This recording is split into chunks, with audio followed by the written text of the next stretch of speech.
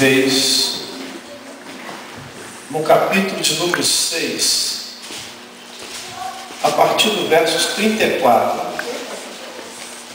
desculpa, a partir do versos 24, segundo livro dos Reis, capítulo 6. Encontraram?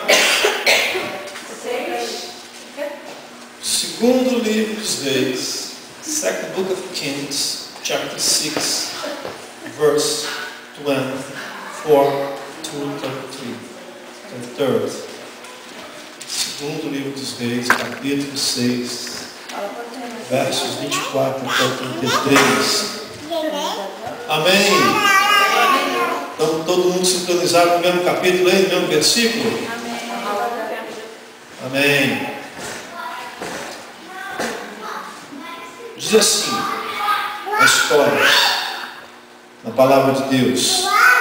Algum tempo depois, Ben-Hadad, rei da Síria, mobilizou todo o seu exército e cercou Samaria.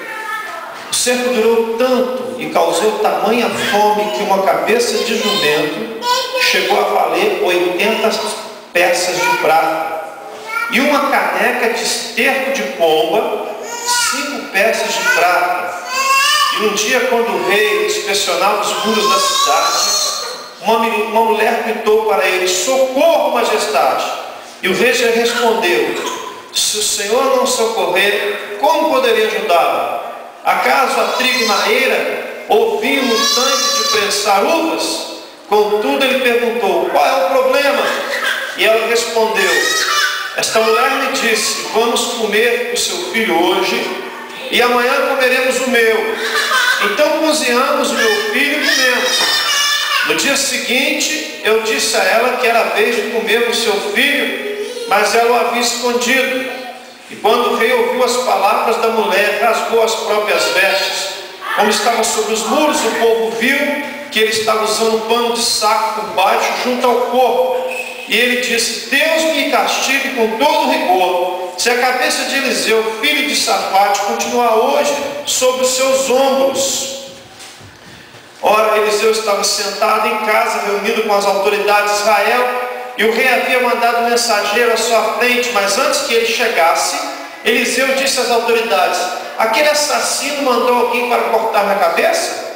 Quando o mensageiro chegar, fechem a porta e mantenham-na trancada. Vocês não estão ouvindo os passos do seu senhor que vem atrás dele? E enquanto ainda lhes falava, o mensageiro chegou, e na mesma hora o rei disse: essa desgraça vem do Senhor, por que devo ainda ter esperança no Senhor? E Eliseu respondeu: ouçam a palavra do Senhor.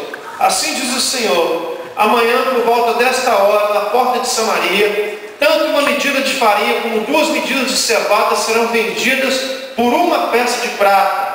E o oficial em cujo braço o rei estava se apoiando disse ao homem de Deus: ainda que o Senhor abrisse as comportas do céu, será que isso poderia acontecer? Mas Eliseu advertiu: você o verá com os próprios olhos, mas não comerá coisa alguma. E havia 4 leprosos junto à porta da cidade, e eles disseram uns aos outros: por que ficar aqui esperando a morte? Se resolvermos entrar na cidade, morreremos de fome, mas se ficarmos aqui também morreremos. Vamos, pois, ao acampamento dos arameus para nos render. Se eles nos pouparem, viveremos. Se nos matarem, morreremos. E ao anoitecer, eles foram ao acampamento dos arameus. Quando chegaram às imediações do acampamento, viram que não havia ninguém ali, pois o Senhor tinha feito os arameus ouvirem o ruído de um grande exército com cavalos e carros de guerra, de modo que disseram uns aos outros: ouçam, o rei de Israel contratou os reis dos hititas e dos egípcios para nos atacarem. Então, para salvar sua vida, fugiram ao anoitecer, abandonando tendas, cavalos e jumentos, deixando o acampamento como estava. Tendo chegado às imediações do acampamento, os leprosos entraram numa das tendas, comeram e beberam, pegaram prata, ouro, roupas e saíram para esconder tudo. Depois voltaram e entraram no outro da tenda, pegaram o que quiseram e esconderam isso também. Então disse uns aos outros: não estamos agindo certo. Este é um dia de boas notícias e não podemos ficar calados. Se esperarmos até o amanhecer, seremos castigados. Vamos imediatamente contar tudo no palácio do rei. Então foram, chamaram os sentinelas da porta da cidade e lhes contaram. Entramos no acampamento arameu e não vimos nem ouvimos ninguém. Havia apenas cavalos e jumentos amarrados e tendas abandonadas. As sentinelas da porta proclamaram a notícia e ela foi anunciada dentro do palácio. O rei se levantou de noite e disse aos seus conselheiros: eu lhes explicarei o que os arameus planejaram. Como sabem que estamos passando fome, deixaram o acampamento e se esconderam no campo, pensando: com certeza eles sairão, e então os pegaremos vivos e entraremos na cidade. Um de seus conselheiros respondeu: manda que alguns homens apanhem 5 dos cavalos que restam na cidade. O destino desses homens será o mesmo de todos os israelitas que ficaram, sim, como toda essa multidão condenada. Por isso vamos enviá-los para descobrir o que aconteceu. Assim que prepararam 2 carros de guerra com seus cavalos, o rei os enviou atrás do exército arameu, ordenando aos condutores: vão e descubram o que aconteceu. Eles seguiram as pegadas do exército até o Jordão e encontraram todo o caminho cheio de roupas e armas que os arameus haviam deixado para trás enquanto fugiam. Os mensageiros voltaram e relataram tudo ao rei. Então o povo saiu e saqueou o acampamento dos arameus. Assim, tanto uma medida de farinha como 2 medidas de cevada passaram a ser vendidas por uma peça de prata, conforme o Senhor tinha dito.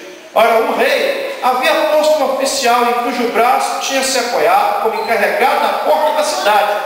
Mas quando o povo saiu, atropelou-o junto à porta e ele morreu, conforme o homem de Deus havia predito, quando o rei foi à sua casa.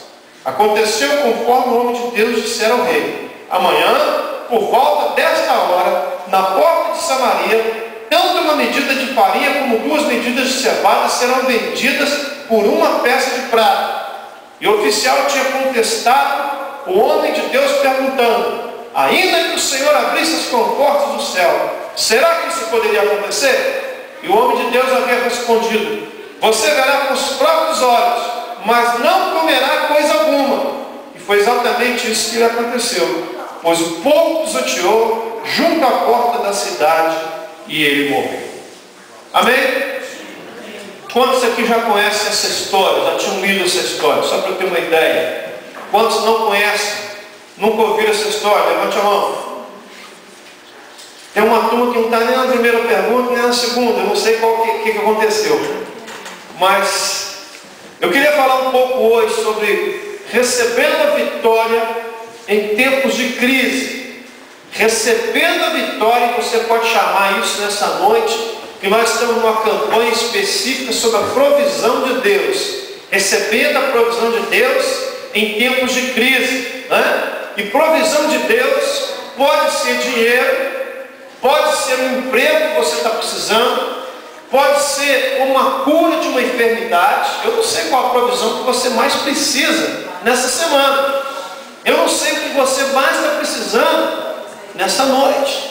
Talvez alguns falem assim: mas pastor, o país está numa época de crise, tem muita gente desempregada, está caindo o trabalho, a renda de todo mundo está caindo. É lógico que todo mundo precisa de uma bênção financeira nesse momento. E talvez não, irmãos. Talvez tenha gente aqui nessa noite que financeiramente falando, ele está até bem, ela está até bem. Para falar a verdade, talvez nunca tenha estado tão bem como tem estado agora. Mas existem outras áreas da vida dele, outras áreas da vida dela, que precisam da provisão de Deus. Porque quando a gente fala de provisão, as pessoas têm uma tendência de pensar que estamos falando apenas de dinheiro. E não é. Estamos falando de toda a provisão no sentido geral. A palavra de Deus diz que nem só de pão, não é verdade? Mas de toda a palavra que provém da boca do Senhor. É claro que também estamos aqui numa noite para nós buscarmos a bênção de Deus sobre as nossas finanças. Estamos aqui numa noite para profetizar sobre isso também. Então, a primeira coisa que a gente entende aqui nesse texto é que o povo de Israel, ele está debaixo de um cerco.